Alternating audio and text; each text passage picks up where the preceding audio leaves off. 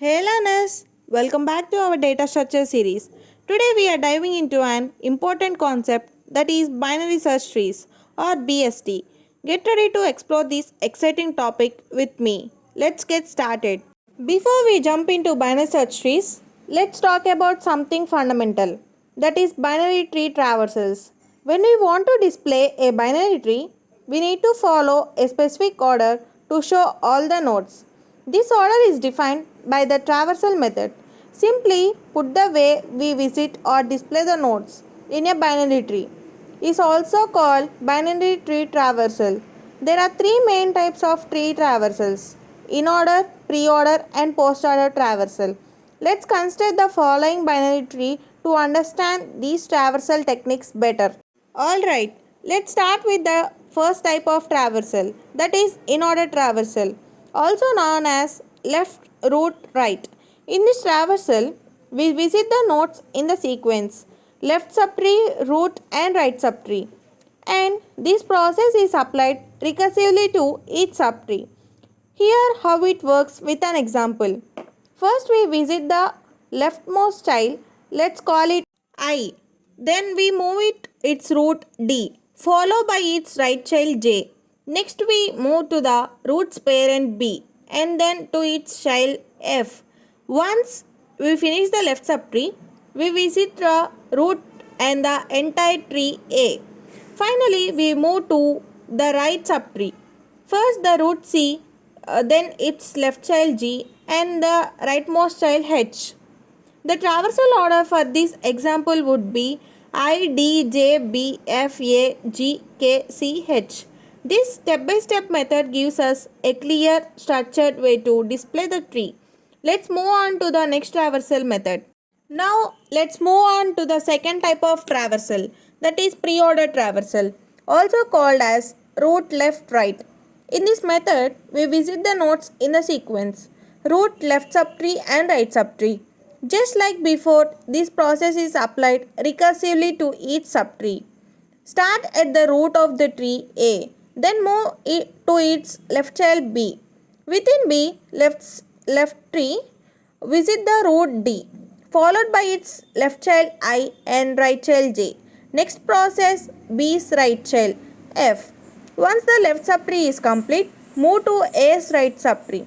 Begin with the root C, followed by its left subtree, where the root is G and the right child is K.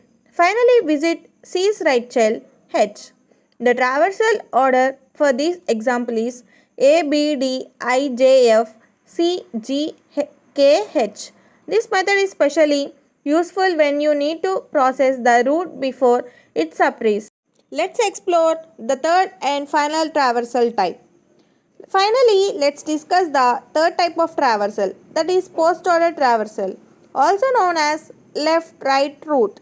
In this traversal, the nodes are visited in the sequence left subtree, right subtree and the root.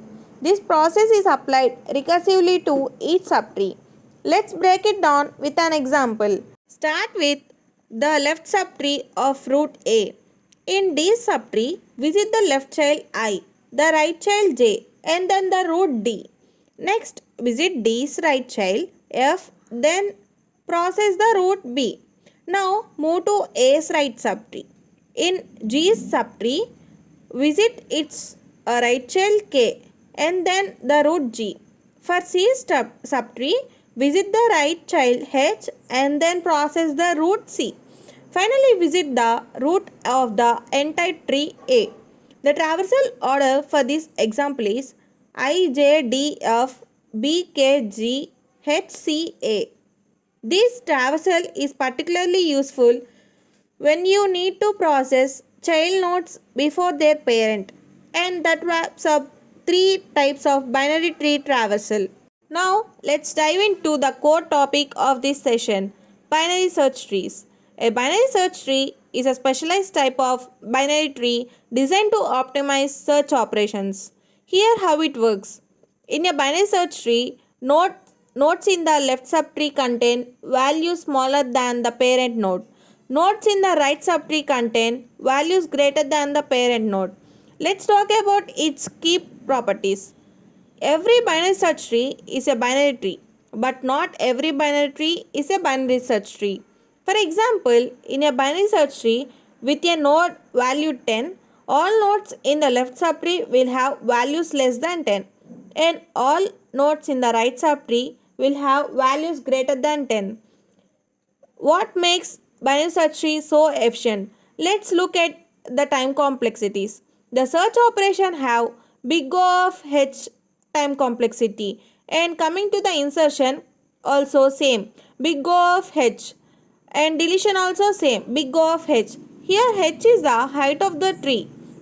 Binary search tree enhance the performance of basic binary trees, focusing on efficient searching, and that's why they are so widely used in computer science. Now that we understand what a binary search tree is, let's take a look at the key operations we can perform on it. The three primary operations in a binary search tree are search, finding whether a specific value exists in the tree. Second one is insertion, that is adding a new value to the tree while maintaining the binary search tree properties. And third one is deletion, that is removing a value from the tree while ensuring the structure and properties of the binary search tree remain intact. Each of these operations is fundamental to how binary search trees are used in solving real world problems. Let's talk about the first operation on a binary search tree, that is search operation. In a binary search tree, the search operation is highly efficient with a time complexity of big O of log n for a balanced tree. Here how it works step by step. First, we take the search element as input from the user. Next, we compare the search element with the value of the root node. If they match, we display the given node found and stop the search. If they don't, we check it if the element is smaller or larger than the root value. If the element is smaller, we continue searching in the left subtree. If it's larger, we move to the right subtree. This process repeats recursively until we either find the exact element or reach a leaf node. If we find the element, we display element is found and terminate the function. However, if we reach a leaf node and it still doesn't match, we display element not found and stop. This structured approach ensures that searching in a binary search tree is both quick and reliable. Now, let's discuss the insertion operation in a binary search tree. In a binary search tree, insertion is an efficient process, typically performed with a time complexity of big O of log n for a balanced tree. Importantly, new nodes are always added as leaf nodes. Here how the insertion process works. First, create a new node with the given value and set its left and right pointers to null. Check if the tree is empty. If it's empty, set the root node to the new node. If the tree is not empty, compare the value of the new node with the current node, starting at the root node.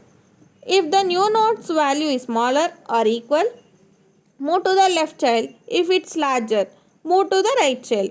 Repeat this comparison until you reach a leaf node, that is where the left or right pointer is null. Once you reach the leaf node, insert the new node.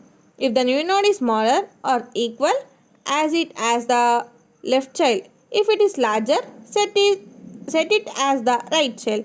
This ensures that binary search tree properties are maintained after insertion. Let's move on to the next operation, deletion. Finally, let's explore the deletion operation in a binary search tree. Deletion in a binary search tree is slightly more complex than searching or inserting, but it's still efficient with a time complexity of big O of log n for a balanced tree. Deleting a node can fall into one of three cases. The case 1 is deleting a leaf node. Case 2 is deleting a node with one child. The case 3 is deleting a node with two children. Let's begin with case 1, deleting a leaf node. A leaf node is the simplest case since it has no children. Here how it works. First, find the node to be deleted using the search operation. Once found, confirm that is a leaf node. Then remove the node using free function or equivalent and terminate the operation. The straightforward process ensures that tree remains intact while removing the node. Now let's move to case 2 and case 3 of deletion operation in binary search tree. Case 2. Deleting a node with one child. In this case, the node to be deleted has one child. Here how to delete it. First, find the node to be deleted using the search operation. If the node has only one child, create a link between the parent and the child node by passing the node to be deleted. Finally, delete the node using the free function and terminate the function. Now case 3. Deleting a node with two children. Now when the node has two children, we follow these steps. Find the node to be deleted using search operation. If it has two children, find the largest node in the left subtree or smallest node in the right subtree. Swap the node to be deleted with the node found in the previous step. After the swap, check whether the deleted node has turned into case 1 or case 2 situation. If so, proceed with the corresponding deletion logic. If it's now a case 1, delete it using case 1 logic. If it is case 2, then delete it using case 2 logic. Repeat the steps until the node is completely deleted from the tree. This method ensures the tree structure remains valid even after deleting a node with two children. Let's go through an example of constructing a binary search tree by inserting a sequence of numbers. We will insert the following numbers in this order: 10, 12, 5, 4, 20, 8, 7, 15 and 13. Here how they are inserted into a tree. Start with 10. Since the tree is empty, 10 becomes the root. Next insert 12. Since 12 is greater than 10, it goes to the right of 10. Insert 5. Since 5 is smaller, then 10 goes to left of 10. Insert 4. Since 4 is smaller than 10 and also smaller than 5, it goes to the leaf of 5. Insert 20. Since 20 is greater than 10 and also greater than 12, it goes to right of 12. Insert 8. Since 8 is smaller than 10 but greater than 5, it goes to the right of 5. Insert 7. Since 7 is smaller than 8 but greater than 5, it goes to the left of 8. Insert 15. Since 15 is greater than 10, greater than 12 but smaller than 20, it goes to the left of the 20. Finally, insert 13. Since 13 is smaller than 15 but greater than 10 and 12, it goes to the left of 15. After inserting all these elements, the resulting binary search tree will look like this. Thanks for watching. I hope you found this video helpful. If you did, please like, share and subscribe to stay updated with more content on data searches. I will see you all in my next video. Take care and happy learning.